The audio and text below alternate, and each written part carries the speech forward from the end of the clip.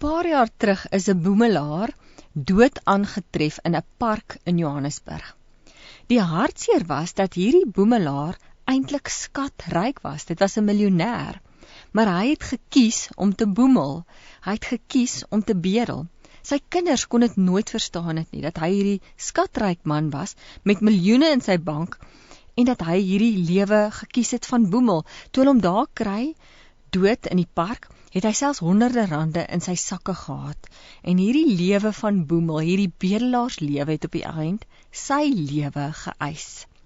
Weet jy dat God vir my en jou ook liefde en genade bewys?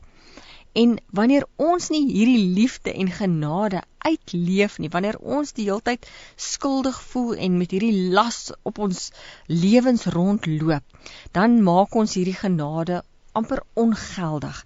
Kyk wat sê Paulus in 2 Korintiërs 6. Hy sê, as medewerkers van God, doen ons 'n beroep op julle om te sorg dat julle die genade van God nie te vergeefs ontvang het nie. Om te sorg dat julle die genade van God nie te vergeefs ontvang het nie.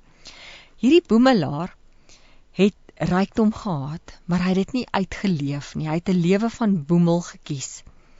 Wanneer jy nie God se genade jou eie maak nie, dan doen jy basies dieselfde. God het vir ons hierdie genade en liefde bewys. Maak dit jou eie.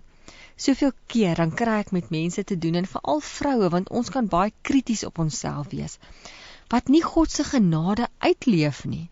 Hulle bly skuldig voel oor dinge wat hulle verkeerd gedoen het in hulle lewe. Hulle het dit lankal vir die Here gegee, maar hulle hou nog steeds hierdie skuldlas, en dit tuister hulle kastei hulle self daarmee.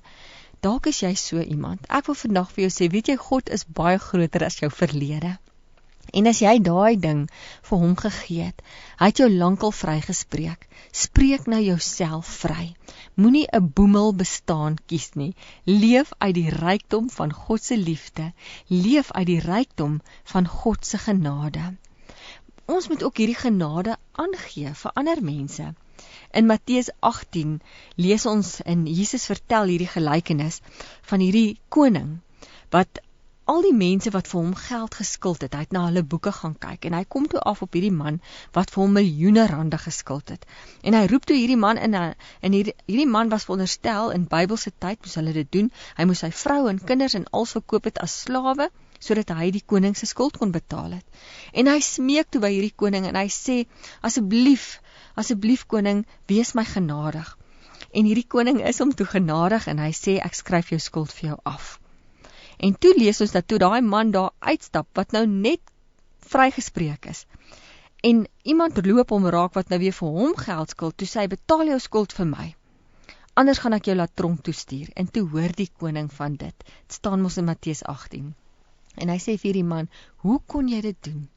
Ek het vir jou genade bewys, ek het jou skuld afgeskryf, en nou kla jy iemand anders aan. En hy sê, nou sal jy jou skuld moet betaal. In 2 Korintiërs staan daar, dat ons God se genade nie te vergeefs ontvang het nie. En wanneer ons genade nie aangee nie, dan het ons dit te vergeefs ontvang. Ek wil jou sommer vra, hoe lyk jou lewe?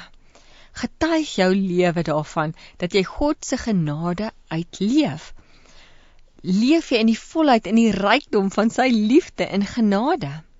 Of leef jy onder 'n skuldlas? Weet jy, dis nie jou skuldgevoelens wat jou vryspreek nie, dis God se groot en grenslose genade wat jou vryspreek. En wat ek en jy ook moet doen, is om daai genade wat God vir ons bewys het, aan ander te bewys.